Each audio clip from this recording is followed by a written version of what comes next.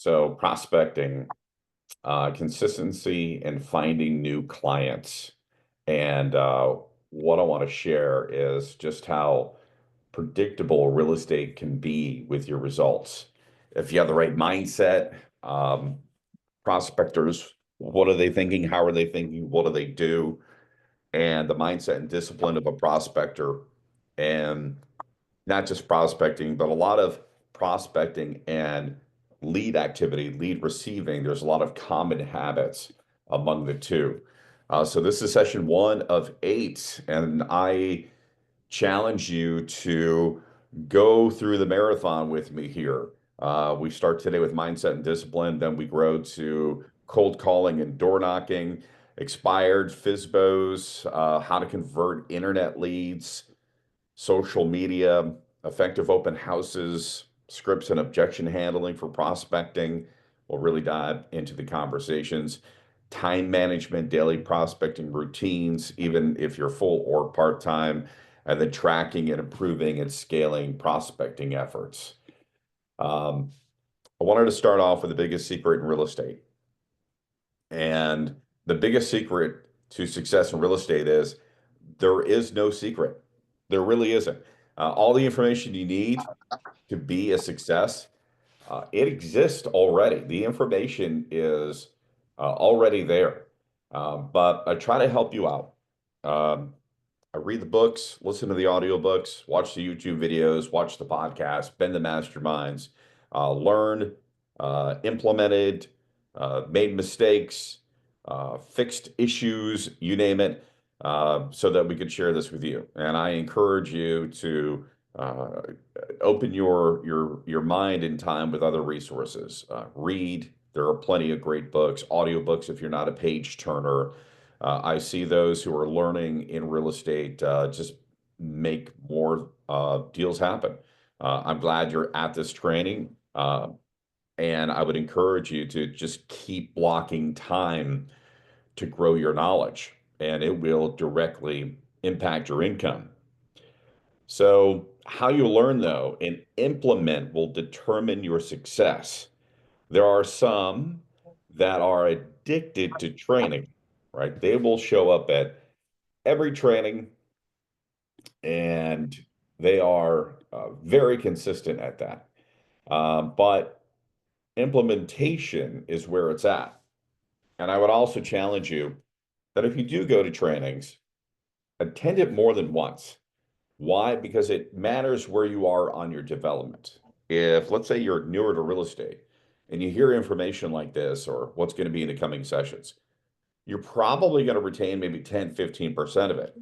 If you've been doing this for a bit, you're probably going to understand about half or maybe a little bit more. If you've been doing it for a while, then you start to understand 80, 90, or 100% of it, right? So that's why repetition matters. That's why sometimes I'll even reread a book after a year or two and just learn more from it. But after all that learning, really implementation is what's really going to matter. So what's the biggest misconception in real estate? The biggest misconception in real estate is scarcity. And in any market, there's an abundance of opportunities. The last couple of years in real estate, coming down from a historic market, has corrected. And there have been headlines that there have even been the lowest sales in the last 35 years. That's one of my favorites. And statistically, that is absolutely true. What's interesting, though, is there's still abundance in this time when we have a scarcity. So the ceiling to your success is on the other side of controlling your mindset, improving your conversations, and executing enough action. And what sort of story are you telling yourself? So here's some of the abundance in real estate. These are local numbers, by the way. 20 billion in sales volume in 1 year. If we look in the last year, that's quite a bit, right? That's a lot of opportunity. 51,000 sides. Remember, every time something sells, it's technically two sides, on the selling side and then on the listing side of things. So there were over 25,000 listing units in the last year locally. Lots of opportunity. Now there's 8,500 agents. I know that sounds like a lot, but let's dive into those numbers a bit. Look at item number 5 here. 25% of local agents had zero sales. They put a lot of work in. They spent time in this business for a year or maybe not enough time and had no sales to show for it. About 1,100 agents had one sale last year. So that's 13% of our local industry that had one sale. 6,500 agents had sales. So that's 75%. And in our area, that's a little higher than the national average. The national average is about 30% of agents who don't have sales. So item number 7, the amount of agents with at least 12 sales a year, about 15% of agents. And number 8, the amount of agents with 24 sales, 2 per month, 4%. So that shows you that if you start performing at a point where you are getting about 2 sales per month, that's going to put you in the top 5% in our local industry. So if you practice your business like a top 5% agent, you would have access to an abundance of opportunities and income. It's certainly there. So how do we practice business like a top 5% agent? What do? Well, you build better habits. And if you truly think of your real estate like a business and a business owner, at that point, you'll understand that, okay, the direct output is really going to be closely related to the input. How many products am I putting on the shelf? How many what sort of communication or marketing or branding am I doing with consumers in order to tie them to these products? And sometimes we have this real sort of victim mentality in real estate that if we have a lack of business, somehow it is tied to the universe not liking us or something, or what have you, right? But real estate it has a fundamental business owner approach that really can bring results, but you have to bring yourself to that mindset of a business owner. And your business needs consistency as well to generate clients. So if you develop the most important habit, the most vital habit, which is consistent lead generation on a daily basis for a set time, that will make a huge difference. It's the number one thing to do. Consistency in lead generation is the number one most important job to stay in business and to keep your business in business. It's the oxygen of your business. And what's unfortunate is a lot of agents will start getting busy with miscellaneous non-dollar productive activities, and lead generation is one of the first things that we scratch off our list. So even as you develop as your other real estate careers, it doesn't matter if you've been doing this for 3 days, 3 years, or 3 decades, we're always constantly working on something. But even as you develop your real estate skills, lead generation will overcome all obstacles as you grow. So even if you're average with your scripts, you're average with your time management, you're learning how to be a better agent. If you do an abundance of lead generation, it's going to overcome those obstacles as you develop. And consistent activity plus contacts equals contracts. And it sounds simple, and it is a simple framework. If you have a low amount of contacts, you ultimately will have too low of a threshold for success, because the amount of contacts that you have, that's the potential of your business. So if you have a low rate of contacts, few people in your pipeline, you can't expect big results. If you have a high rate of contacts, it increases your chances of new clients. Statistically, it will, even if you're average, even if you're below average in your conversation, if you have enough contacts, it will increase your rate of new clients. So you got to have that mindset of your number one task, which is lead generation. And that needs to be 80% of your business. So top producers will focus 2 hours a day on lead generation. There's some that'll do 3 or 4 hours a day. Now, I'm a personal believer that I think 2 hours a day is sufficient.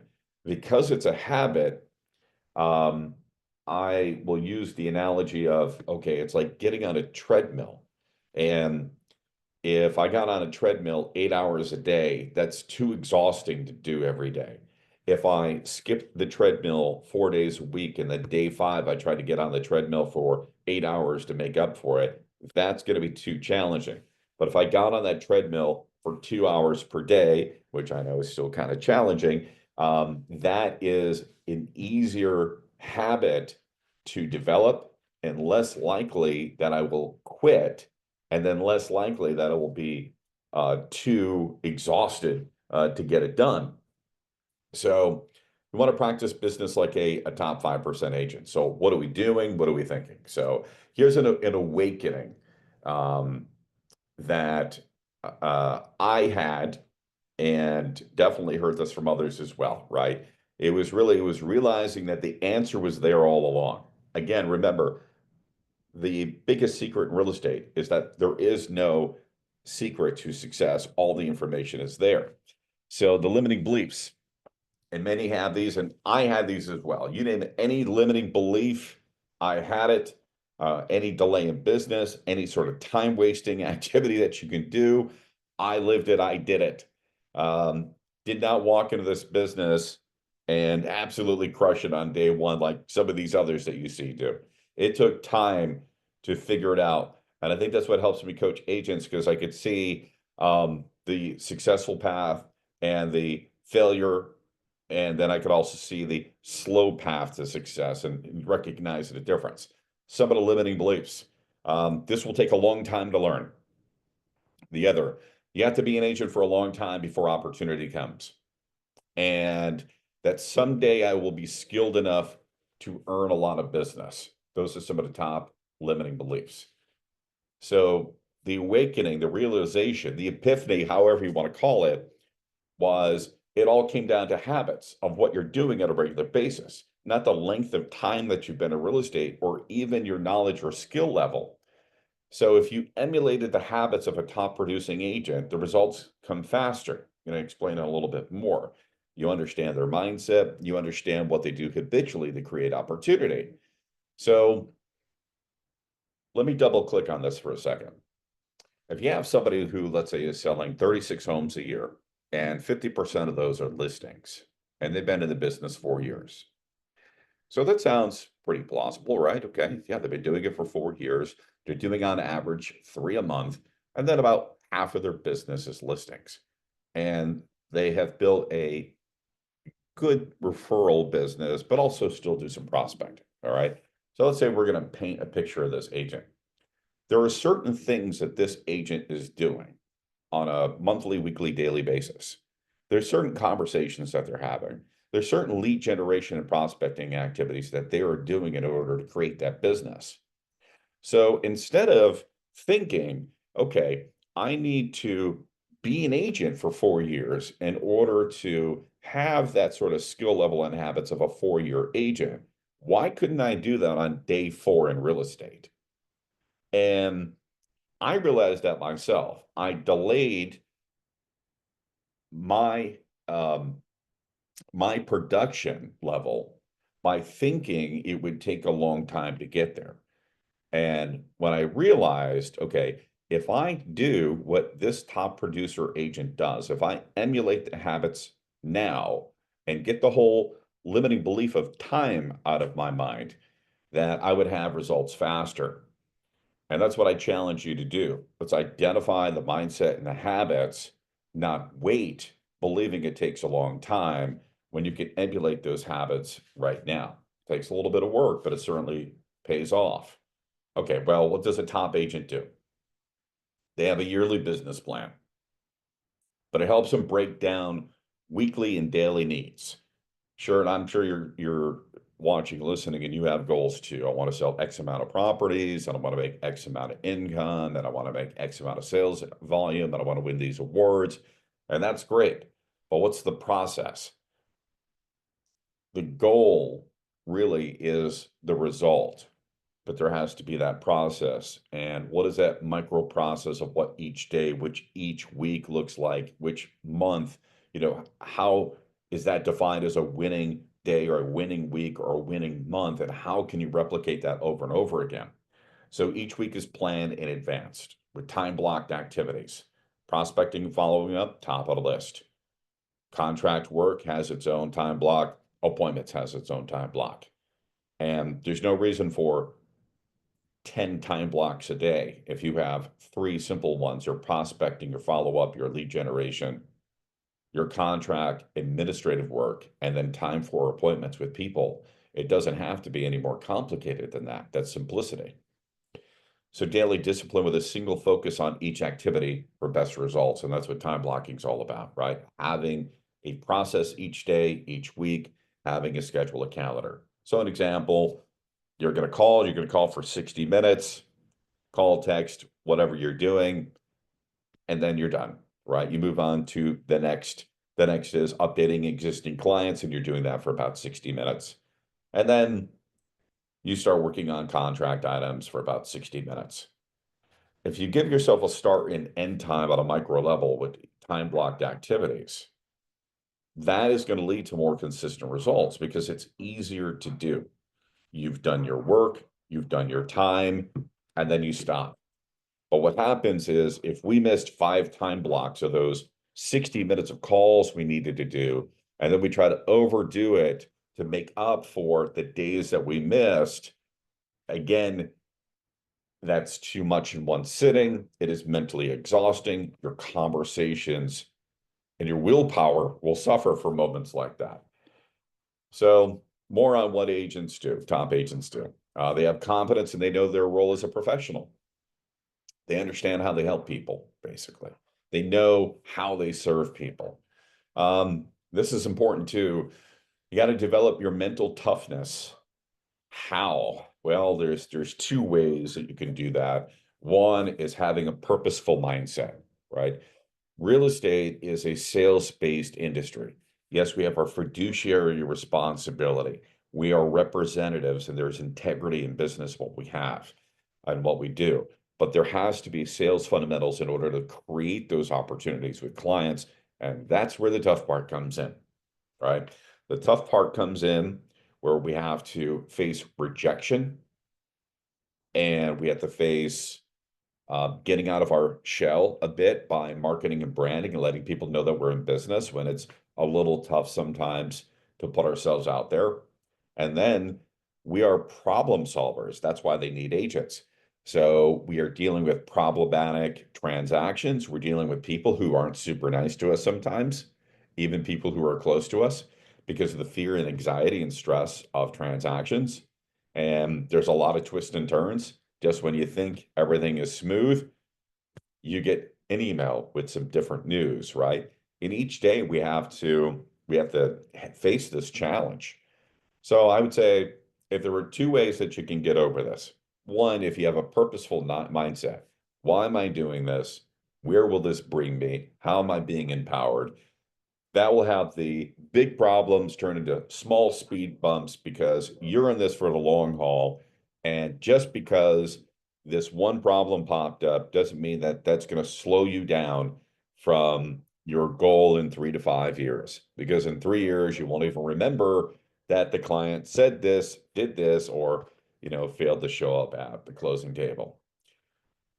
The other is knowing the numbers. Right? Knowing the numbers that when we are facing some sort of rejection of people who don't want to do business with us, most times it's not really a personal type thing. They're rejecting the process, right? They're rejecting something that is real estate oriented. And in sales, there are statistically way more people that are going to turn you down and say no than yes. No matter who you are, right? You can be the world's best agent. Statistically, more people are going to say no than yes. Matter of fact, way more. And you just have to understand the numbers in it. And if 5 or 10% are going to do business with you, you just have to find your 5 to 10%. So I apologize for spending so much time on mental toughness, but the reason why I do is because that is the biggest limiting belief that holds you back from nearly everything you want to do in real estate to help move you forward.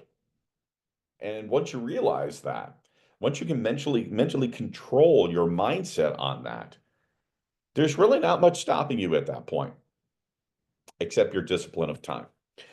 So moving on to the third point here, which is real estate is a math formula, right? Quality conversations with enough prospects will yield predictable business. So that's the one of the great things about prospecting is with prospecting, you control how many conversations you have, right? You decide how many contacts, whether it's buyers, sellers, investors, you name it, you decide how many contacts you're going to have conversations with. No one is going to step in and take the phone out of your hand. No one's going to stop you from doing an open house this weekend. No one's going to stop you from door knocking a neighborhood, right? No one's going to stop you from doing any sort of outbound prospecting to FISBOs, expireds, withdrawals. It's just you. So if you have enough conversations, it's going to yield predictable results because you statistically, with the right numbers, can control your conversations, which means you will control how many closings you have. And you have to understand that and embrace that. So, something that may help you with the mindset of being able to pick up the phone, overcome the fears, have a helpful mindset, right? You're not bothering somebody, when you're helping them in a challenging situation, whether their home didn't sell or the for sale by owner overpriced it or really didn't understand the market or the selling process, you name it. If you are coming from a position of helping people, then it's much different. You're not trying to sell people. What you're trying to do is you're trying to help them in a challenging situation and believe that your knowledge and your mental toughness will help them overcome the obstacle that they have. All right. So, back to real estate as a math formula. And I would say if you're not on your phone, or maybe you are, maybe you could open up your calculator, and I want you to think about something right here. About 5% will buy or sell with you. Now, that is 5% that have had real estate conversations or meetings with substance, right? So you had some sort of real estate conversation with some substance. So let's take this 5% and divide it by the number of closed transactions you want. So if you want to divide by by percentage, it is 0.05. So if, let's say you wanted, okay, I want 24 transactions, and I will divide 0.05 by 24, and that's going to give me the number of prospects that I need. So the number may seem a little big, right? So the answer to that is 480. If I told you tomorrow, go get 480 contacts and have conversations with all of them, that's going to be a little difficult, right? That's going to be very challenging. So really what you want to do is you want to break it down to something that is a bit more manageable. All right, so let's think about this. We're going to give you 2 weeks off. Now, you can have more time off if you want. And so let's say you want to give yourself an entire month off. I love it. All right. So you want to take the number of total contacts you had, and you want to divide that by the number of weeks that you plan on working. So using this example, I put 50 down there, but hey, maybe you want a whole month off, right? So maybe you put 48 weeks. It's your choice on how many weeks you want to work. Don't put 52 because you don't want to work every week, right? Give yourself 2 to 4 weeks off if you need to. So again, 5% will buy or sell with us. We're going to divide the total number of closed transactions we want. Make that determination in your mind. Do you want 10? Do you want 12? Do you want 24? Divide that by 0.05, right? That's going to average the number of contacts that you need over the next year. Divide that by the number of weekly needs. The example I used, I want 24 deals. I want to do 2 per month. 5% of 24 is 400, or 24 is 5% of 480. I'm going to give myself 2 weeks off, and I will divide that by 50 weeks. So on average, I've got to have about 10. I have to have 10 new real estate conversations that has some substance to it. And I will be on the path statistically to be able to know that. Well, so now I don't have to focus on 480 prospects, right? Now I'm just each week I'm focusing on 10 new conversations with substance. And if I'm working 5 days a week, I'm going to give myself weekends off, or maybe Saturday and Sunday are my open house days. So I'll give myself Tuesday, Wednesday off or something like that. If I'm working 5 days a week, now I like to focus on two per day, discovering two new conversations with substance each day. And that's how you can win on a micro level. And I can tell you that if you are lead generating or prospecting on a regular basis, it is super easy to find two new conversations each day. So the biggest objections you will face are not the person on the other side of the phone of how mean they are, or if they hung up with you, or if they cursed you out, or you called them while they were busy, or what have you. The biggest objection you're going to face is basically it's you. Your fear of the phone. And why do we fear the outbound communication? Most likely because it's lack of a plan, lack of practice, lack of prep for some of the objections that you'll hear, because we hear the same objections all the time, and then your lack of belief. If you believed in the results enough, if you believed that if I did this activity consistently, and if I was consistent with the number of contacts I have to create, then you have to think of what is going to inspire me to do it. And that inspiration can be all sorts of things. It could be your sense of personal empowerment of what you wanted to be and why you got into real estate and how you wanted to be an entrepreneur. Maybe you thought real estate will be something where you will be able to grow a business where you won't have to, work until you're 102 years old. Maybe this is something that you want to change things for your family or for your kids. Maybe it is the fear of failure that I got into real estate because I needed extra income because I have, life goals and family goals, and I can't fail. So you have to find what is going to help you.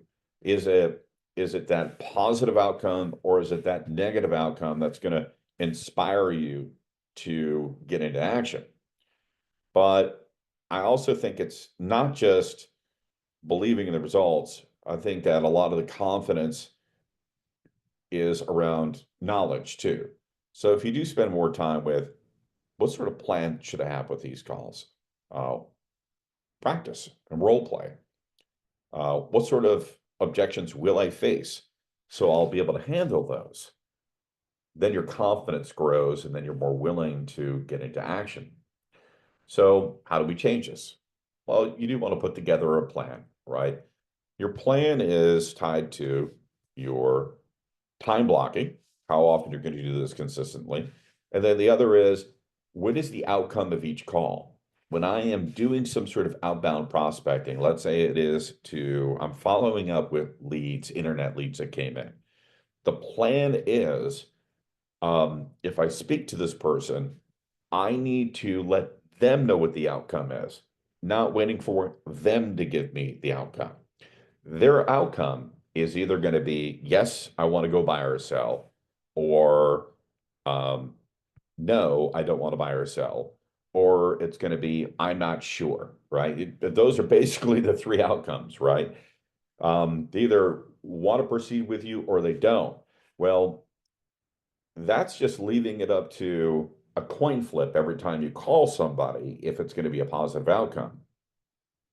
But if you are planning your calls, and future sessions will give you specifics on this, I control the outcome of this call.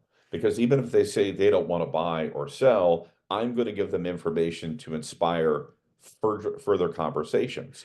That if they do want to buy or sell, then I have the next step in mind of exactly what we should do next, which is most often an appointment, right? Or if they have no interest at all, I am still going to have them in some sort of information category that I can provide them so that when that no turns into a yes, that they are in my marketing pipeline. So I challenge you to think of when you call, instead of being reactive to what they say, have that outcome planned in advance of where you're going to lead them. Practice and internalize your scripts. Why? When you're talking to someone, and if you're staring at a script, you're not talking to them, right? You're simply reading and not listening to them. And if you internalize the scripts, which means not memorization, but just realize that a script is a guideline, and what you're doing is you're um, remembering what the key points are that I need to communicate, then at that point, your scripting is going to be more tied to your natural language. You're going to sound more confident, you're going to sound more friendly, and you're going to be able to have better conversations. And that comes through practice. Prepare for objections we know are coming. Haven't heard any new objections in real estate. Haven't. It's the same ones, you know what? And the objections that we have now are the same ones that we had 10 years ago. And they will always be the same, right? There's a handful that you can always prepare. And really, objection handling isn't about overcoming the objection. The objection handling is finding out what's the real reason of why they're objecting. And that comes through the right questions. And again, if you don't believe in yourself, believe in the numbers. I can't say that enough. It is a math formula, without a doubt. So you want to own the communication, internalize those scripts, and you want to work on better emails too, right? Because if we are reaching out to them through text or email, how can we improve that? People don't want to read long messages. They don't want to watch long videos. They don't want to sit through long trainings like this, right? So how can we have effective communication, not just over the phone, but through emails and through text and through video and some of the tools and the apps that we have in order to um, reach more people? Because we do have some people that no matter how many times you call them, they'll never pick up the phone, right? I mean, that just happens. Well, there are other tools, right? There's text, there's video, there's apps, there are other things that we can do. And what is in your toolkit that'll help you increase your conversations? So top producers, their mindset, their discipline, what are they doing? They make the calls. I know that sounds kind of simple, but they will make more calls. So most agents will call about 2 to 3 times and then move on. The national average of agents reaching out to a lead is 1 time, which is a surprisingly low number. One call and they're done. That's the national average. Other agents who are trying a little bit more, 2 to 3 times. But top producers who are prospectors, they are following up. They're a little bit more relentless with things. They are trying 5 to 8 times. They are making much more calls, right? If the national average is 1 and the prospector is doing 5 to 8, okay, now they're doing 5 to 8 times the national average, right? And again, you have to get out of the mindset of, "Oh, I've called this person 3 times in a row, 3 days in a row. Am I bothering them?" No, you're not bothering them because you haven't even spoke yet. And the calls aren't random. They know who and when. They know who they're calling. They target their conversations, so they don't necessarily go from buyers and to sellers and then to investors. They will reach out to their buyers. They'll reach out to their follow-up buyers. They will reach out to their sellers. Why? Because it creates momentum in the conversations that you have. And when you are calling or communicating with each category, your brain is easier will have with more ease, will recall the conversation that you should have, right? It's going to recall the touch points in the scripts. Your objection handling is going to be on point because you're having a conversation with that category that you're calling. And then offer something new each time you reach out. Because if it is somebody you're following up with and it's call number 4 with somebody who wants to sell in a couple of months, right? What sort of new information are you sharing? Is it a market update? Is it neighborhood activity of what's happening? Is it a success story that you recently had? What will be your not only script to that prospect, but your script of the day when you're following up with prospects? So we're coming to a close here, and I just want you to remember this, that really there's no ceiling with prospecting. It is a high volume activity, yes. It is something that needs to be done consistently. It needs to be enough contacts to enough prospects in order to equal a certain amount of closed clients that you want. So that math formula is there. And yes, it will take consistent activity and sometimes high volume, depending on the type of lead that you're reaching out to. But prospecting is direct and controllable action to create results. The difference between prospecting and marketing. Marketing, you can have a billboard on the side of the highway. Marketing, you can mail to a neighborhood.